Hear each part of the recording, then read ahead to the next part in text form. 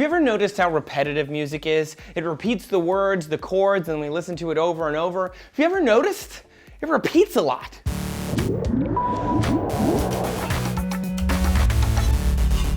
Hey music appreciators, Trace here for DNews.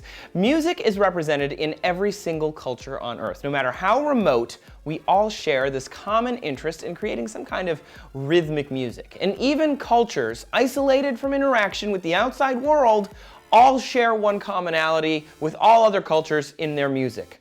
Repetition. We make music because our brain chemistry gets fired up. We feel closer to our social group and because we process it as a language. Humans have an innate desire to be social. We've done a bunch of videos on music already, and though we don't really know how music evolved in humans, we know that our brains love it. And now for the first time, science is taking a look at why music has that repetitive element everywhere it's found on our planet. Hellmuth Margulis of the University of Arkansas explored repetition for the first time in her book, On Repeat, How Music Plays the Mind. She says repetition isn't just within the song itself, but it also has to do with repeated listenings of the same song. Margulis says repetition builds expectations that we can enjoy. Basically, we like a song more if we know what's coming in it. Sort of like a deja vu moment, I guess. She also says repeatability is how songs come to be the property of a group or a community, as opposed to an individual. The repetition brings us all together, and like a shared memory or experience, we grow closer because of that sharing. Repetition is the basis for a lot of Western pop music too. It's how things are created to be catchy earworms, but also why pop music can sound generic at times. It's become a product to be churned out quickly, become popular, and then fade away to make room for more hits. A lot of music follows a simple structure. It's called AABA.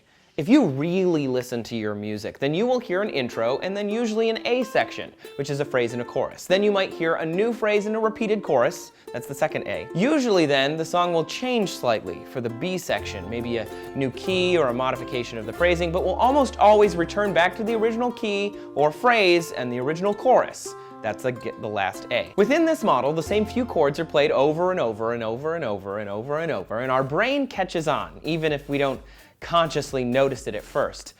It's novel, which gets our brain really excited, and we've done DNews videos before about how music is processed like a language, so you could almost think of it like a shared story. Sharing and repetition is how we build friendships and family in human social groups. So how do you feel about music companies and artists using this to get into your head? Is it awesome, or is it not so much? Speaking of repetition, you guys are always asking me where I get my t-shirts. If you like this one, I got it from Loot Crate. Loot Crate sent it right to me. They send nerdy stuff every month to their subscribers.